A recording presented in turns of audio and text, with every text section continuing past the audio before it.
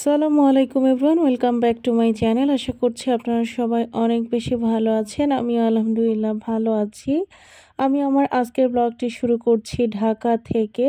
তো আমি যেদিন ঢাকায় এসেছি এটা হচ্ছে গিয়ে তার পরের দিন সকালবেলা। সকাল বলতে এখন 11টার মতো বাজে। আমি যদিও আরও অনেক আগেই ছাদে এসেছি। তো ঘুম থেকে উঠে আমার ছাদে আসার একমাত্র কারণ হচ্ছে গিয়ে আমার গাছগুলোকে দেখা, কারণ আমি আমার এই গাছগুলোকে প্রচুর পরিমাণে ভালোবাসি। আপনারা যারা আমার মতো গাছ পছন্দ করেন তারা অবশ্যই বুঝতে পারবেন আমার ফিলিংসটা। তো এই জন্যই মূলত আমি সকালবেলা ঘুম থেকে উঠে চলে এসেছি ছাদে। আর এদিকে আমার প্রত্যেকটা গাছের গোড়ায় কম বেশি আগাছা জন্মে গিয়েছিল, তো সেগুলোকে আমি খুব সুন্দরভাবে ক্লিন করে নিয়েছি। আর এদিকে এখন এই টবটাতে যে গাছগুলো দেখতে পাচ্ছেন এগুলা জারিফের বাবা আমি বাড়িতে যাওয়ার পরে লাগিয়েছে। তো প্রত্যেকটা গাছই মাশাআল্লাহ বেশ সুন্দর হয়েছে।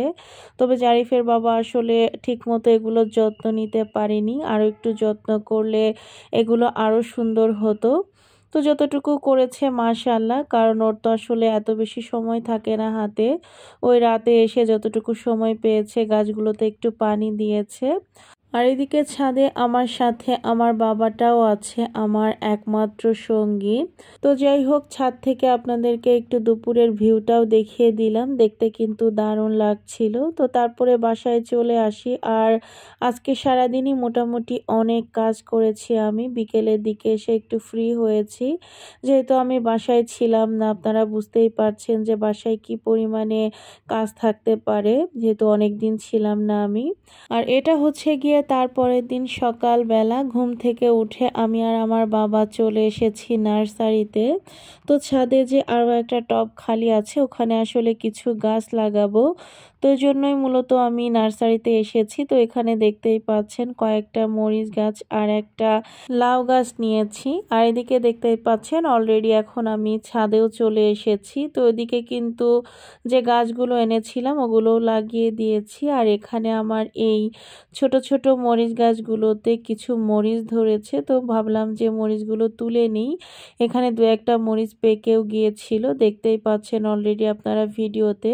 আর এই ছোট ছোট দুইটা মরিচ গাছ আমি আগেই লাগিয়ে রেখেছিলাম। তো মরিচগুলো দেখতে ছোট হলেও কিন্তু ঝাল অনেক ছিল। আর এখন যে জিনিসটা আপনারা দেখতে পাচ্ছেন এটা হচ্ছে গিয়ে পেঁয়াজের দানা বা বীজ, তবে আমাদের এলাকায় এটাকে দানাই বলে। তো গত বছর আমি যে পেঁয়াজগুলো লাগিয়েছিলাম তো সেখান থেকে এই বীজগুলো পেয়েছিলাম, তবে আমি আসলে বীজগুলো প্রপারলি বুনতে পারিনি। আমার একটু ভুল হয়ে গিয়েছে, এটা আগে থেকে ভিজিয়ে রাখতে হয়। যেহেতু আমি এই কাজটা করিনি তাই পেঁয়াজের গাছগুলো আর পরে ওঠেনি।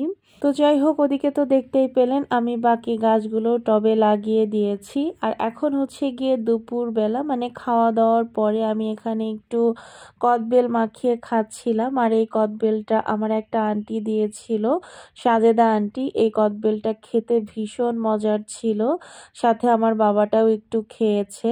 তো যাই হোক, এখন হচ্ছে গিয়ে বিকেল বেলা আমি চলে এসেছি একটু বেলকনিতে। তো কিছুক্ষণের মধ্যেই দেখতে পাচ্ছেন সূর্যটা অলরেডি ডুবেও গিয়েছে। আর এই মুহূর্তে আকাশটা দেখতে এত ভালো লাগছিল যেটা আপনাদেরকে আমি বলে বোঝাতে পারবো না। আশা করছি আপনারা ভিডিও দেখে একটু হলেও বুঝতে পারছেন। আর এখানে জারিফের বাবা ভীষণ থেকে একটা ভাইয়াকে রেগুলেটর আনতে বলেছিল, তো উনি 500 টাকার একটা রেগুলেটর লাগিয়ে দিয়েছে।